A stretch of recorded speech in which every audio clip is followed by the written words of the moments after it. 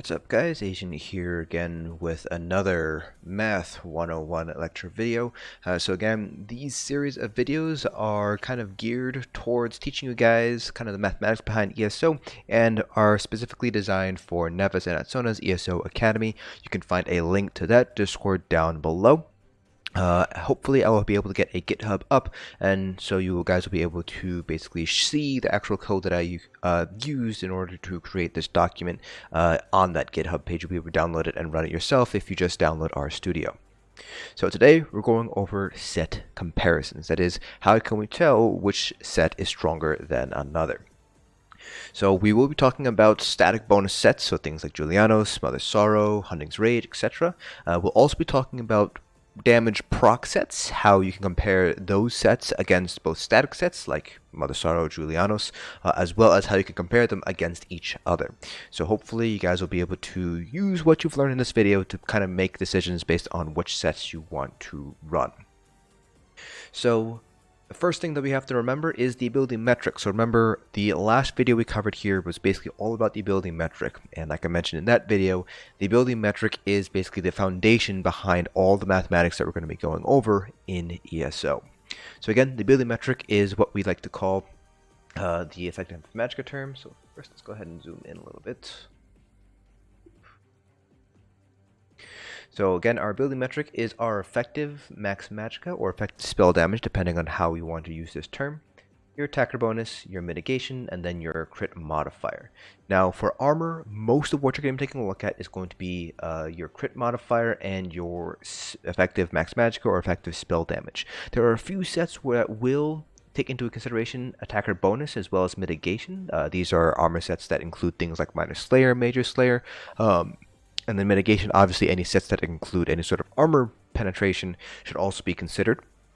Now, for a lot of things, just to kind of keep things simple, when you think about sets that are running mitigation, so for example, Zogvin's has a physical penetration bonus on the 4-piece bonus. You typically speaking won't really be concerned too much about that because the assumption is you'll be able to meet the penetration cap by basically taking points out of piercing to make up for that additional physical penetration. So you won't really be using mitigation all too much, but you can use it if you're not going to be sitting at the penetration cap if you include that term. So the easiest way to really run the kind of compare two different sets is just to take the comparisons between your two different ability metrics. So this is like what we covered in the ability metrics Math 101 video. You basically just take the ratio of the two sets that you want to compare and what specific bonuses are changing here. So in this particular example here that we have here, let's say we want to compare Julianos with Mother's Sorrow. Just take a look at the armor bonuses, calculate out our ability metrics, and then take the ratio of our ability metrics. So, for example, if we decide to have a 35,000 max magica, 3,000 spell damage, 55% crit chance wearing Julianos, and then a 99% crit damage modifier, then we can figure out exactly how we want to go about doing this. So Julianos provides 300 spell damage, Mother Sorrow, the 5-piece, adds 8.7% additional spell crit. Both of these sets have a max magica and 2 typical spell crit bonuses, so that's 833 additional spell crit.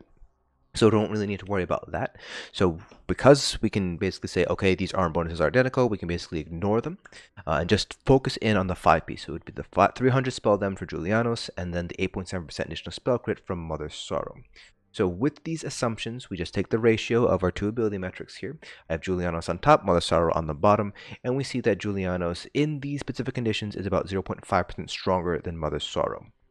So we can basically do this with any combination of sets. So you can compare something like Hunting's Rage to Leviathan and the stamina side of things. You can compare something like New Moon Acolyte to Leviathan or Mother Sorrow or Julianos. So you can basically compare these combination of sets as long as they don't deal damage via proc condition. So you can use this particular method to compare things like Advanced Yokata, that is a proc set, but it increases weapon crit, so you can use that and compare it to Hunting's Rage or any other stamina sets. Same thing with Sogvin's and Sororia. Because those are proc sets but they don't deal damage, you can basically use this formula here. So what about those proc sets that actually deal damage? So the ability metric doesn't account for damage, so we need to use a different formula in order to figure out basically how good a damage proc set is compared to a static proc set or even another damage proc set. So we're going to be taking a look at 3 damage proc sets that I see fairly commonly mentioned here. So we're going to take a look at Reliquant, Undaunted Infiltrator, and Red Mountain, and we'll also touch a little bit on Alkosh as well on one of these conditions here. So we will be comparing these either to Hunting's Rage or Julianos, depending on whether it's a magic or a stamina set. So for example, Red Mountain's a stamina set, so we'll be comparing it to Hunting's Rage. So if we take a look at Hunting's Rage and the set bonuses, we have weapon damage, max stamina, weapon crit, and then a 5-piece. When you deal damage to the weapon ability, you have a 10% chance to spawn a volcano that erupts after 1 second, launching liquid hot lava at the closest enemy, dealing 8400 flame damage. This effect can occur once every 2 seconds. So the set bonuses and the 5-piece all look to be pretty strong. 8400's flame damage is definitely pretty significant, but you can't really take that 5-piece and attach it to the ability metric because the ability metric doesn't take into consideration things like proc damage. So what do we do? So the first thing you are going to do is you're going to compare the 2 sets, their 2, 3, and 4-piece bonuses. So for example, with Hunting's Rage, you would basically be taking a look at the 2, 3, 4-piece bonus from Red Mountain, and you would be taking a look at all the armor bonuses on Hunting's Rage. So if you're comparing it to a static set, you're going to want to take all the armor bonuses from the static set and then just the 2, 3, 4-piece bonuses from the damage set that you're taking a look at. So in this particular example, we're running with 35,000 max stamina, 4,000 weapon damage. We're running with 60% additional crit chance and then 95% additional crit damage as kind of our base assumptions here. So the top value here is Hunting's Rage. Notice that we are taking into consideration that 5-piece bonus on Hunting's Rage because that is a static bonus, as well as the additional weapon crit that we get from Hunting's Rage. And then for the Red Mountain, we are just taking a look at the 2, 3, and 4-piece bonuses. So we are taking into consideration the additional weapon damage bonus that we get from Red Mountain that is missing from Hunting's Rage. And obviously we're taking a look at just the base crit modifiers. This is the 60% crit chance with the 95% crit damage. So we can see here that ignoring the 5-piece bonus on Red Mountain, Hunting's Rage is 5.7% about stronger than Red Mountain. Now we need to assess the strength of the 5-piece effect. How does that factor into things? The first thing you got to do is figure out just how much DPS you're actually able to get from the damage itself. So the 8400 that we have here is your base level. So this is without CP modifiers and without any sort of damage done or damage taken modifiers. So remember that proc sets, they do not scale off of things like max stamina, weapon damage, or weapon crit. They can't crit at all. So you basically just got to take a look at the actual value on the tooltip and then divide it by your cooldown. So in this instance, the cooldown is every 2 seconds. So the theoretical max DPS that we can get is 4200. Now with this value, we are able to calculate what I like to call a break-even point. So it's basically a value at which point you running this set will be stronger than running a second set. So the break-even point here is a fairly simple, straightforward calculation, but to kind of break it down for you, this is basically what it's saying. So you have a ratio here, you have 4200 over X. 4200 is the DPS that you can expect from Red Mountain or whatever damage set that you are taking a look at. So because this is the amount of additional DPS that we're hitting, we want to know the DPS that you need in order to basically kind of match that 5.7%. So that's where that X is. That X is the DPS that you need to hit with the Hunting's Rage in this instance in order for Hunting's Rage to be stronger than Red Mountain. And because it is a 5.7% increase, you want to take the ratio of that over 1. So basically you're setting up a ratio here, and if you guys remember from math, if you want to set 2 ratios equal to each other and solve for one of the values, you basically do cross multiplication. So you have 2, so you here it's not in the best format here, but you have 4200 divided by X is equal to 0.057402 divided by 1. So you would cross multiply. So if you have 4200 divided by X here, and then you have the 0.57 and the 1 here, you just cross multiply and you end up with this value here, and then you can solve for X by simple division here. And when we do that, we see that we need to hit 73,168 damage DPS with Hunding's Rage in order for it to be stronger than Red Mountain.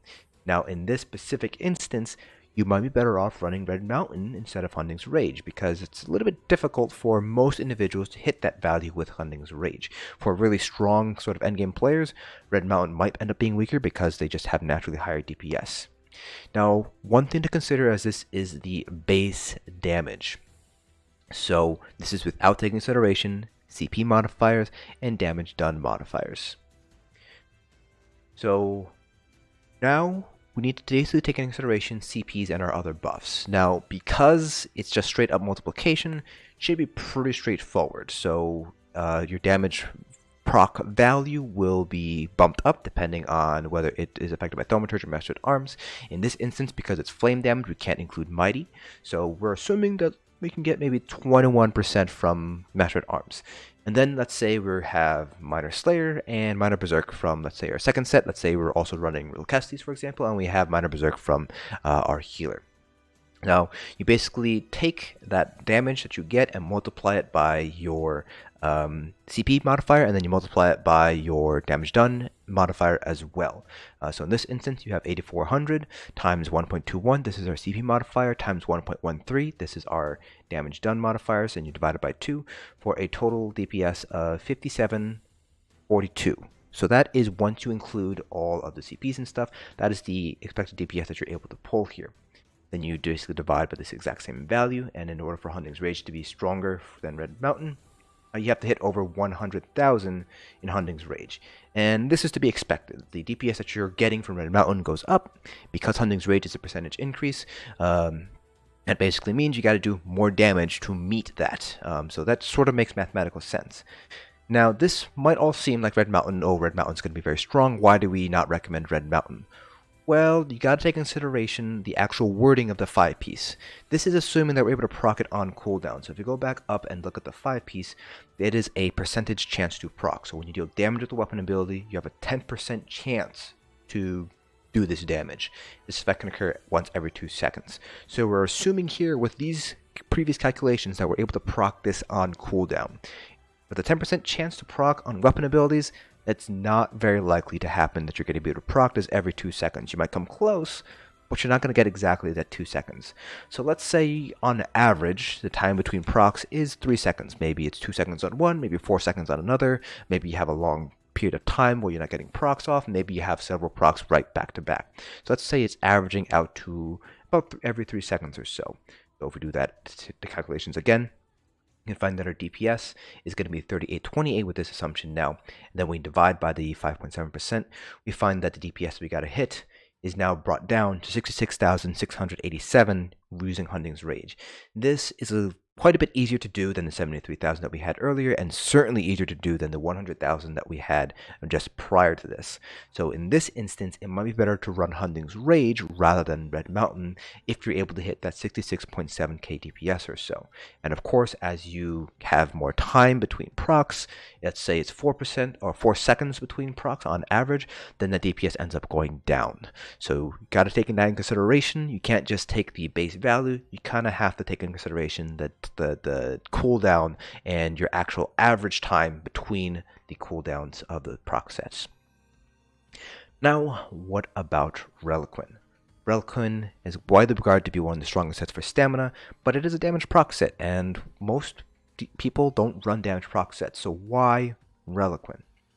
Well, we're going to go through the exact same process here. So the 5-piece bonuses is here with the perfected version.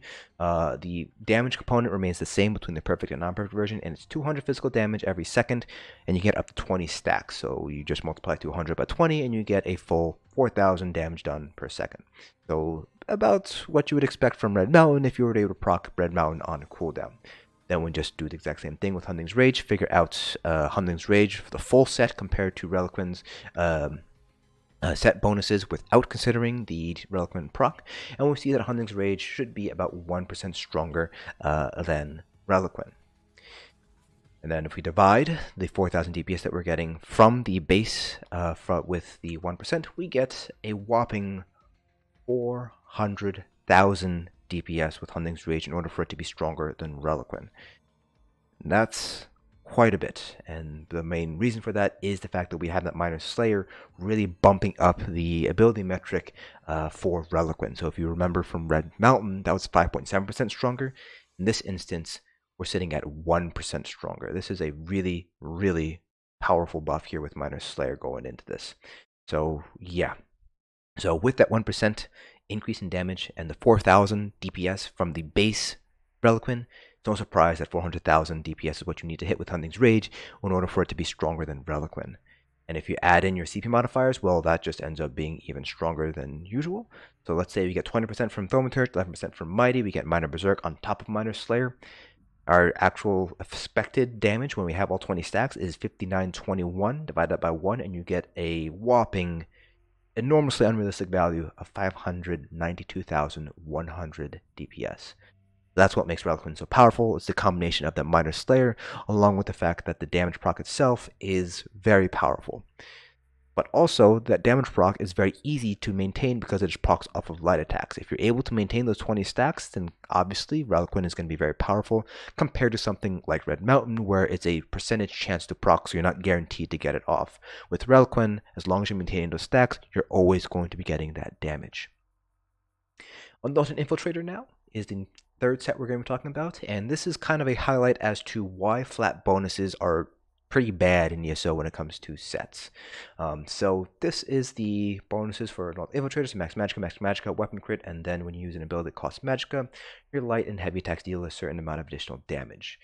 So this is commonly used with lightning staves because lightning staves has 4 ticks on the light attack or heavy attacks, and so you have the ability to basically apply the additional damage to all 4 ticks of your heavy attacks. We're going to do the exact same thing, just figure out, in this case, Julianos, how much more damage Julianos is compared to the Undaunted Infiltrator without the 5-piece bonus. So we can see that Julianos here provides an 8.5% increase in damage compared to Undaunted Infiltrator without considering the 5-piece. Now we include that 5-piece here. Now the flat bonus is not affected by CPs, it's not affected by damage done modifiers, it's not affected by damage taken modifiers. The heavy attacks themselves are affected by them, but the actual increase in damage that you get is not. So it's that flat 1,161. You have 4 ticks in a lightning heavy attack, so you just multiply that by 4, and that's how much damage you're able to get from the Undaunted Infiltrator on a heavy attack. You divide this by the percentage increase from Julianos, and we get a break-even point of about 54.2k DPS with Julianos, before Julianos becomes stronger than Undaunted Infiltrator. Pretty low, pretty easy DPS to make, so that's why flat bonuses are kind of bad. They just aren't really affected by anything at all, and so you're just getting that just flat bonus increase.